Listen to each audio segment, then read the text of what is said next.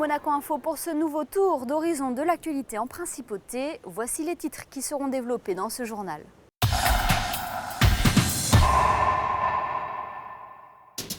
Nous reviendrons sur la conférence consacrée aux océans à Washington, conférence à laquelle a participé Son Altesse Sérénissime le Prince Albert II. Nous écouterons d'ailleurs le souverain à ce sujet. Retour en principauté avec la première édition du concours de cuisine des collégiens au lycée technique et hôtelier de Monaco. Des collégiens, vous allez le voir, assez doués au fourneau. Les petits chanteurs de Monaco se préparent à fêter leurs 40 ans. José Sacré a assisté aux répétitions du concert qui donneront dimanche à l'auditorium Régnier 3. Et enfin, nous prendrons la direction de Paris pour refermer ce journal où les méduses étaient à l'honneur à la Maison des Océans. Nous vous en parlions lors de notre précédente édition. La conférence consacrée aux océans s'est achevée mardi en fin de journée à Washington. Sylvain Péroumal et Sandrine Neg se sont entretenus avec Son Altesse Sérénissime le Prince Albert II à ce sujet. Monseigneur, vous avez pu entendre divers experts, divers scientifiques, Barack Obama ce matin, Leonardo DiCaprio qui a aussi sa propre fondation. Est-ce que vous avez le sentiment que ça y est, le monde a réellement pris conscience de l'urgence, il faut sauver les océans? Je crois que surtout, ce qui est important, c'est que les États-Unis prennent le leadership de l'action sur les océans. Et ça, c'est très important. Et c'était déjà le cas d'un point de vue scientifique et d'un point de vue de différentes organisations, mais là que le secrétaire d'État John Kerry, que le président par message vidéo ainsi que d'autres membres du Sénat et d'autres personnalités de l'administration et du monde politique américain se joignent au débat, c'est ça qui est nouveau, c'est ça qui est très important et c'est ça, je crois, qui va faire la différence parce que je crois que d'autres, même s'il y avait d'autres chefs d'État ici que je connais, qui sont venus en principauté à l'occasion de la Monaco Blue Initiative et d'autres événements, le président du Palau, le président des Kiribati, mais je crois que d'autres chefs d'État maintenant vont se pencher sur cette question et vont aussi nous rejoindre dans ce grand mouvement pour essayer d'assurer à notre océan global un avenir meilleur. Vous venez de l'entendre, les États-Unis s'engagent de plus en plus pour l'avenir des océans. Je vous propose d'écouter à présent Bernard Fautrier, vice-président de la Fondation Prince Albert II de Monaco. Il a également suivi ces 2 jours de conférence au département d'État. Il y a le contexte temporel qui fait que les États-Unis occuperont à partir du mois de janvier la présidence du Conseil de l'Arctique, donc les thématiques liées aux régions polaires, et notamment au pôle Nord bien entendu, ont été évoquées et vous savez que c'est aussi un domaine d'action de la Fondation. Vous parliez précédemment des aires marines protégées. Est-ce que finalement c'est l'une des solutions qui figure sur la liste pour protéger l'avenir des océans? Bien entendu, ça a été constaté depuis déjà pas mal de temps par la communauté internationale. Il y a des engagements qui ont été pris, notamment lors d'une convention une réunion de la Convention sur la biodiversité à laquelle le prince a participé au Japon il y a 5 ans maintenant. C'est ce qu'on appelle l'objectif d'Aichi qui prévoit d'avoir un certain nombre, on parle de 10% de la superficie des mers et des océans qui puissent en 2020 faire l'objet d'une mesure de préservation. La préservation, la constitution d'aires marines protégées est sans doute la meilleure et la plus simple des solutions puisqu'il s'agit de permettre tout à la fois la préservation de la biodiversité marine au plan végétal, mais aussi la reconstitution ou la constitution ou la préservation des stocks d'espèces vivantes dans ces zones protégées. Ce qui ne veut pas dire d'ailleurs, les choses peuvent être modulées, ce qui ne veut pas dire uniquement une préservation absolue, ça veut dire une gestion raisonnée, durable, y compris avec les populations locales. Revenons en principauté à présent pour parler de la première édition du concours de cuisine des collégiens au lycée technique et hôtelier de Monaco. Une dizaine d'élèves a eu la chance mardi de faire une pause dans les révisions du brevet pour passer derrière les fourneaux. Retour sur cette initiative avec Alexandra Pani. 6 binômes des collèges Charles III et François d'Assise Nicolas Barré avaient une épreuve bien particulière à disputer. Pas de mathématiques ni d'histoire géo au programme de cette matinée, mais une recette de cuisine à connaître sur le bout des doigts. La mairie de Monaco, en collaboration avec l'Éducation nationale de la jeunesse et des sports, organisait ce mardi le tout premier concours de cuisine des collégiens au lycée technique et hôtelier de Monaco. Les élèves candidats avaient 2 heures pour réaliser une recette composée par le chef du Vistamar, Joël Garou. Je suis parti sur un blanc de volaille cru que je fais paner à l'écorce de citron, c'est une petite chapelure avec un peu de citron. Donc la particularité, c'est d'avoir pas trop mettre de citron. C'est après la difficulté, parce qu'elle y est, c'est d'avoir une volaille cuite et qui ne soit pas trop brune, parce que la chapelure, ça brunit beaucoup. Et évidemment, ça c'est un petit peu, on va dire, un petit peu délicat, délicat, pas difficile mais délicat. Et ensuite, en garniture, j'ai mis des petits pots de courgettes, comme ça, avec une purée de carottes au curry à l'intérieur. Et on s'aperçoit que la recette que j'ai envoyée, mais il y a déjà quelques candidats, notamment des candidates, qui se permettent de la modifier légèrement. Et bien sûr, j'ai dit oui, j'accepte bien volontiers. J'ai dit moi, la seule chose, il faut que ça soit face au jury, il faut que ça soit bien cuit, il faut que ça soit assaisonné correctement, que ça soit bon. Donc c'est ça le challenge. Doucement, doucement. Voilà, très bien. On va jusqu'au bout, on va jusqu'au bout. Voilà. Ah, ça pique. Ah, ça pique, hein? Eh, mais ça s'appelle le métier. Les élèves amateurs ont 1 semaine afin de se familiariser avec cette recette. Le jour J, la concentration et le sérieux étaient les maîtres mots. On est bien avancé, donc on a mis les carottes à cuire, on a mis les courgettes à bouillir, donc là il faut bien surveiller. Là Walid il est en train de découper le citron pour après mettre dans la chapelure. Et après on va faire les escalopes en tout dernier. On va passer l'escalope dans de la farine puis dans de l'œuf pour pouvoir faire tenir la chapelure dessus. Ensuite on va la mettre au frais avant de la cuire. C'est pour que la chapelure reste bien en place dessus. Vous faites souvent la cuisine chez vous? Moi ça va. Oui, ça va. Quand mes parents me laissent faire. J'en fais, ouais, voilà, de temps en temps. Disons que ça nous plaît beaucoup, du coup, on s'est dit que ce serait une bonne expérience de faire ça. C'était important pour toi ce concours? Oui, surtout très enrichissant et plutôt amusant entre binômes. Puis ça nous prépare pour plus tard quand on doit faire la cuisine. Ce concours s'inscrit dans le cadre du projet communal junior mis en place par la mairie de Monaco. Le principe du projet communal junior, c'était donc d'initier, d'impliquer un peu plus les jeunes, les adolescents dans la vie de la cité. C'est le principe. Et aujourd'hui, donc, à travers ce concours, on a essayé de rapprocher les adolescents, les jeunes de notre institution pour qu'ils la connaissent mieux sur son fonctionnement et surtout sur l'action dans le développement des projets au service de la collectivité. Il faut savoir que ce ne sont pas des élèves du lycée hôtelier, donc ce sont des amateurs et on a été extrêmement surpris par la présentation, la qualité de mets, les cuissons. Il y a aucun raté sur les 6 binômes, donc on a été très surpris et agréablement surpris. Sylvie et Maëva ont remporté le premier prix de ce concours, un repas pour 2 personnes au restaurant Le Vistamar, ainsi qu'un bon Fnac d'une valeur de 100 €. Leurs camarades Clara et Mickaël ont remporté la 2e place. Quant à Walid et Guillaume, ils s'en sortent avec une très honorable 3e place. Après le succès rencontré lors de cette première édition, le conseil communal souhaite bien renouveler l'expérience et organiser une seconde édition du concours durant l'année scolaire 2014-2015. Parlons musique à présent et cet anniversaire bien particulier pour les petits chanteurs de Monaco. Ils fêtent cette année leurs 40 ans d'existence. La chorale donnera d'ailleurs un concert dimanche à l'Auditorium Régnier 3. José Sacré a assisté aux répétitions quelques jours avant la représentation.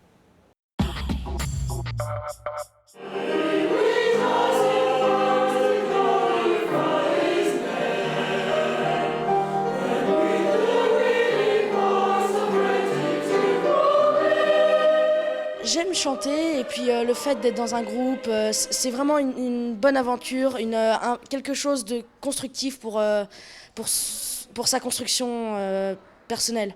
Il s'appelle Maxime, il a 14 ans et depuis 3 ans, il fait partie des petits chanteurs de Monaco. Et comme les 25 autres petits chanteurs de Monaco, il sera sur la scène de l'auditorium Régnier 3 dimanche 22 juin pour un grand concert donné à l'occasion du 40e anniversaire de cette chorale de garçons créée par Philippe Debat en 1974. Le gouvernement a fait appel à mon père, qui était à cette époque-là à Paris, pour prendre en main la maîtrise de Monaco. Et immédiatement, il a eu l'idée de créer en son sein un chœur de garçons avec une spécificité de rayonnement, de tournée de concert à l'étranger, en plus de sa mission de service de la cathédrale de Monaco. Début juillet, les petits chanteurs de Monaco s'envoleront pour les États-Unis, où ils entreprendront une grande tournée de concerts qui les emmènera de New York à Miami. Lors du concert de dimanche à l'auditorium Régnier 3, vous découvrirez le programme des concerts de cette tournée américaine. Tout simplement, ce programme-là, qui va de Nicolas Bernier, musique française du XVIIe siècle, jusqu'à des chants romantiques et des chants patriotiques américains, des chansons de Monaco, des chansons françaises. C'est tout leur programme de tournée aux États-Unis qu'ils vont présenter pour célébrer leur 40e anniversaire ici à Monaco. C'est dans le cadre estival du Monte Carlo Beach que la Chambre de développement économique de Monaco vient d'organiser son désormais traditionnel rendez-vous des adhérents, rendez-vous pendant lequel les responsables des sociétés membres de la CDE ont eu l'occasion de mieux se connaître. Le reportage de Patricia Navarro. Nous étions il y a exactement 4 ans au même endroit. Il y avait déjà la Coupe du Monde de football. J'espère que ça se passera mieux qu'il y a 4 ans, pour les Français en tout cas. C'est par un trait d'humour que Michel Dotta a ouvert le tout dernier rendez-vous des adhérents de la CDE au Monte Carlo Beach. Ces moments privilégiés ont une fréquence trimestrielle et sont l'illustration de l'une des facettes des missions de la CDE. Une facette importante puisqu'il s'agit là de favoriser les rencontres entre entrepreneurs installés à Monaco, à l'heure où toujours plus de sociétés s'implantent en principauté. Aujourd'hui, il y a des investisseurs qui s'intéressent à Monaco, qui surtout, chaque fois qu'ils arrivent, découvrent Monaco, une nouvelle facette de Monaco, pas seulement un Monaco aussi exceptionnel soit-il de Grand Prix de Formule 1. Ils s'aperçoivent que nous faisons beaucoup de business à Monaco et qu'ils pourraient implanter leur head office, que l'on appelle, en principauté de Monaco. La CDE compte aujourd'hui 420 adhérents de plus de 40 nationalités, soit une progression annuelle en moyenne de 10%. Discussions d'affaires, conversations plus informelles, le rendez-vous des adhérents leur permet d'échanger et confronter leurs expériences respectives. C'est un des points forts, je crois, de la CDE. L'émission, c'est bien, on se retrouve, souvent on fait des affaires avec des monégasques, mais les rendez-vous des adhérents, ça permet de continuer de créer un lien, c'est vraiment bien. C'est l'une des missions essentielles, je pense, de la CDE, de faire réunir ses principaux adhérents sur place pour avoir une communauté et un point de vue identique sur la place de Monaco, et après de vendre Monaco à l'extérieur. Ce qu'on a fait d'ailleurs, on est allé ensemble en Turquie, à Istanbul, à Moscou, on a pu s'unir, rencontrer sur place des dirigeants, des hommes qui décident sur place et leur inculquer un peu notre façon de voir à Monaco d'une façon commune. C'est le but CDE, voilà, moi je pense. En fait, ça nous permet de rencontrer d'autres sociétés monégasques avec lesquelles on peut discuter facilement, qui rencontrent parfois les mêmes problématiques que nous. Ça peut nous permettre de rencontrer des partenaires avec lesquels on peut avoir des synergies, même quelquefois des clients, c'est arrivé. Mais c'est vrai que le but, c'est aussi d'échanger sur certains problèmes qu'on peut rencontrer au quotidien et pour lesquels on peut s'apporter mutuellement des réponses. Après ces rencontres intramuros, la CDE se tournera vers des horizons plus lointains à la fin du mois de juin avec une mission au Gabon. 12 entrepreneurs de Monaco feront le déplacement et c'est en septembre prochain, le 18, que la Chambre de développement économique fêtera ensuite ses 15 ans. Coup de projecteur à présent sur ce défi de taille que s'est lancé le pianiste Nicolas Horvat à la galerie L'Anthropo la semaine dernière, celui de jouer pendant 24 heures les Vexations d'Erik Satie et ce sans interruption. Thomas Molmy était présent, voyez son reportage. Il a joué une seule partition, 152 notes mais répétée 840 fois. Le pianiste Nicolas Horvat a interprété l'œuvre Vexations d'Erik Satie pendant plus de 24 heures sans interruption. C'est la 9e fois que l'artiste se prête à l'exercice. Cette année, l'événement s'est passé au milieu des œuvres de la collection privée de l'entrepôt, un défi déjà réalisé entre ses murs quelques années plus tôt. Avec Nicolas, nous avons fait plusieurs événements, plusieurs performances, dont déjà une première fois il y a 3 ans les Vexations, mais en plus nous avons fait des performances différentes avec Andrea Clanetti, où non seulement il y avait des performances au piano, mais en plus il y avait la construction d'une œuvre. L'œuvre, écrite par Erik Satie, peut être vue comme une pénitence. À l'époque, il était amoureux de la peintre Suzanne Valabon, une croqueuse d'hommes. Leur amour est impossible.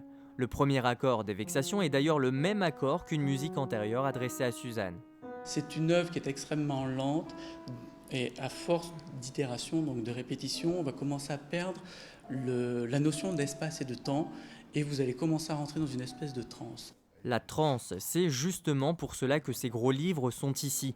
Après chaque exécution de la partition, le pianiste arrache et jette la page numérotée. Une façon pour lui de se repérer. Endurance et concentration doivent être au rendez-vous, mais pas seulement. La préparation est bien plus complexe. Depuis mardi, je n'ai pas pris une seule goutte d'eau, ni mangé.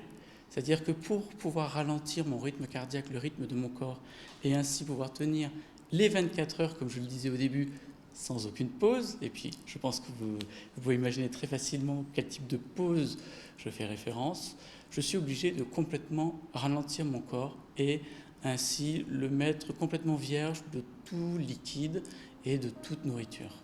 L'événement était diffusé sur la chaîne YouTube de l'artiste. L'année dernière, plus de 2000 visiteurs par heure étaient présents. Prenons la direction de Paris avant de refermer ce journal Paris où la Maison des Océans poursuit son cycle de conférences. Mercredi dernier, le chercheur Gabriel Gorski débattait autour du thème lié à la prolifération des méduses en Méditerranée. Vanessa Dessy vous en dit plus. Il s'agit d'une météo un peu particulière puisque celle-ci ne prévoit pas le temps qu'il fera, mais le positionnement des méduses en Méditerranée. Médazur est un programme scientifique du laboratoire océanologique de Villefranche-sur-Mer. Ce site internet permet donc aux vacanciers d'éviter les mauvaises rencontres durant leur baignade. Ce projet pilote, financé par le Conseil général des Alpes-Maritimes, est dirigé par Gabriel Gorski, spécialisé dans l'étude de la pélagia. Ce chercheur s'interroge depuis de nombreuses années sur le rôle des méduses dans les écosystèmes marins. Le rôle des méduses dans l'écosystème est ce qui était depuis à peu près 500-550 millions d'années. Les méduses ont un rôle de top prédateur, en disant en anglais un petit peu, c'est-à-dire ils se retrouvent au bout de la chaîne alimentaire, consomment ce qu'ils peuvent consommer et autant qu'elles peuvent consommer. Parce que les méduses ont un appétit insatiable. Donc si il n'y a pas de prédateurs pour diminuer leur quantité et s'il y a de la nourriture, les méduses vont se sentir très bien, vont se reproduire et vont envahir notre milieu. Après la sauvegarde des requins, l'Institut océanographique souhaite faire passer un message fort en s'intéressant de plus près à la prolifération des méduses, une menace qui symbolise les déséquilibres des mers et des océans. C'est toujours dans le rôle de l'Institut océanographique, et ici nous sommes à la Maison des Océans, de sensibiliser. Et quand effectivement le grand public a une mauvaise image, essayer de le faire changer d'avis en lui donnant les arguments pour effectivement rendre crédible notre discours. Alors ce n'est pas qu'après les requins on décide de parler des méduses, c'est qu'il y a un lien. Lors de toutes les séances et toutes les conférences fort intéressantes que nous avons eues sur les requins, nous avons bien vu les scénarios catastrophes au cas où un jour le requin venait à disparaître. Et c'est là qu'en poussant à l'extrême, on se dit demain une mer gélatineuse, une mer pleine de méduses remplacerait les requins si demain ils disparaissaient. Donc effectivement, nous voulons sensibiliser en parlant des méduses, qui est une conséquence donc de toute l'action anthropologique, toute l'action de l'homme sur l'environnement. Donc nous sommes tout à fait dans la logique des messages que l'on veut passer. La prochaine conférence aura lieu le 10 septembre à l'Institut océanographique de Paris, animé par Édouard Barre. Il sera question de débattre autour de l'Arctique face au changement climatique. Et pour rappel, sachez que la plage du Larvoto est équipée d'un filet anti-méduse. Pas d'inquiétude donc si vous comptez faire quelques brasses en cette fin de semaine. Passons justement aux prévisions météo pour les prochains jours.